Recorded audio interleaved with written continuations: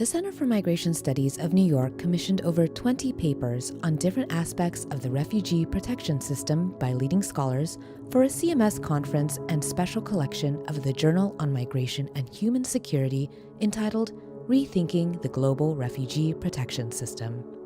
In this video, Susan Schmidt, Assistant Professor of Social Work at Luther College, discusses her paper, They Need to Give Us a Voice, Lessons from Listening to Unaccompanied Central American and Mexican Children on Helping Children Like Themselves.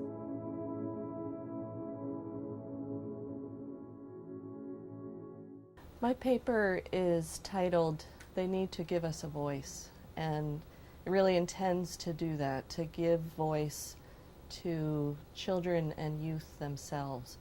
And it's based on interviews with over 400 unaccompanied children from Central America and Mexico, children from El Salvador, Guatemala, Honduras, and Mexico, about 100 from each country. And it came out of research done by the United Nations High Commissioner for Refugees in the summer of 2013.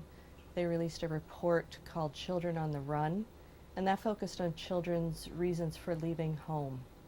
But there was some information that we weren't able to include in that report, and so I'm analyzing some of that additional data.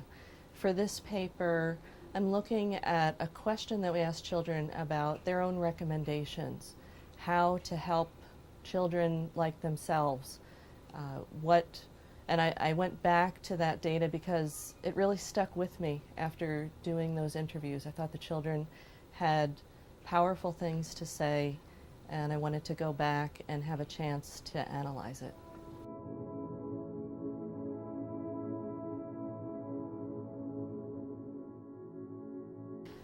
A couple of things stood out to me. I looked at the main themes, and three of the themes that the children talked about where there were relationships between what they were talking about. So security, economics, and education.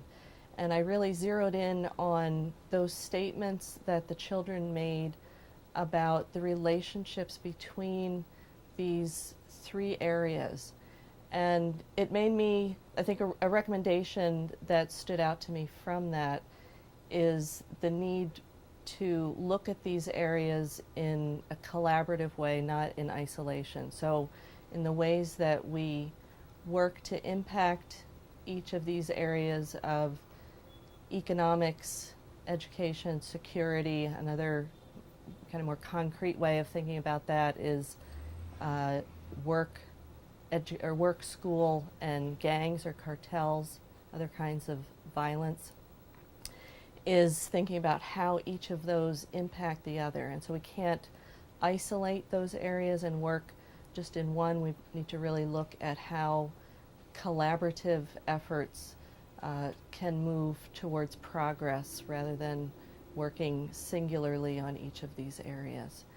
Another thing that stood out to me were what I'll call no-win situations, that reading the children's comments or recommendations together as a whole, there stood out these situations where it seemed like kids can't get ahead or even survive. So, for example, on the one hand, if you're not going to school, you're at greater risk for recruitment from the gangs. But even if you do go to school, then there are other risks from the gangs. Kids talked about being kidnapped or knowing of other children who had been kidnapped from school or being harassed on the way to school, other kinds of intimidation and recruitment activity. So in that way, you can't win if you're not going to school, you can't win if you are going to school. Similar things about work, that if you're not working, you're at greater risk to being recruited by gangs. But then if you are working, you increase your risk for extortion by gangs. So there's a risk either way. So I looked at those no-win situations. And I think that's important as well for us to think about how do we identify no-win situations, both for children but also adults that lead to migration, and how do we try to ameliorate those situations that make people feel like there's no other solution than to migrate.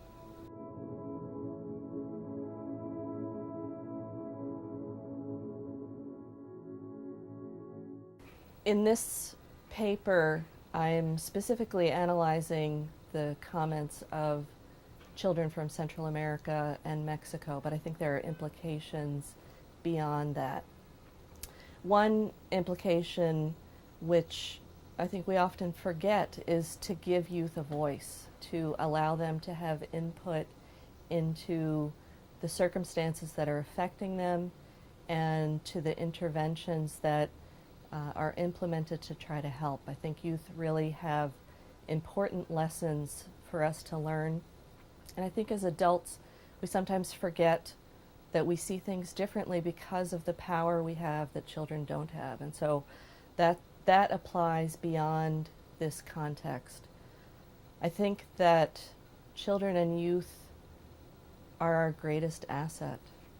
And in that way, I think we need to reframe how we think about refugee children, refugee young people, that they're assets, and how do we help them to develop in a way that they can contribute to their home communities and to their communities of resettlement, that they have something to offer us. And I think sometimes that's a really critical piece that we overlook.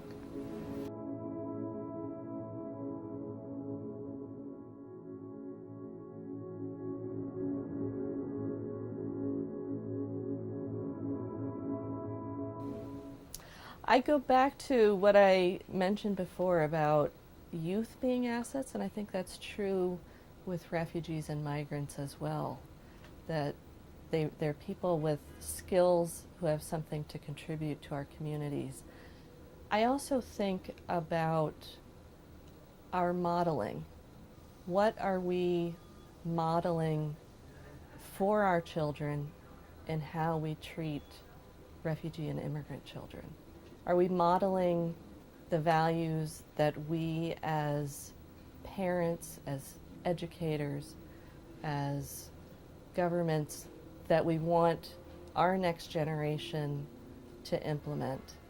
And by asking that question, I perhaps indicate that I have some skepticism about the rhetoric that I'm hearing in terms of how we're treating refugee and youth, refugee children and youth, as well as adults. So I would encourage us as a country, as the international community, to think about the modeling of our responses and what that says for the next generation and how they will treat the stranger, the widow, the orphan, people in need.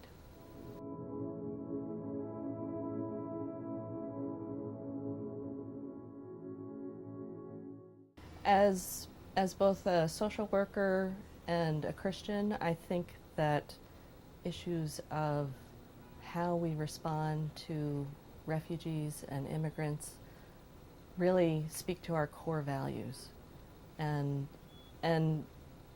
on some level what it means to be human. How do we respond to other people in desperate need who are really just trying to survive or to provide for their families? I think those are sentiments that we all can relate to as humans. And so I guess I would encourage all of us to tap into that empathy for others who are in need of safety for themselves or to provide for their families.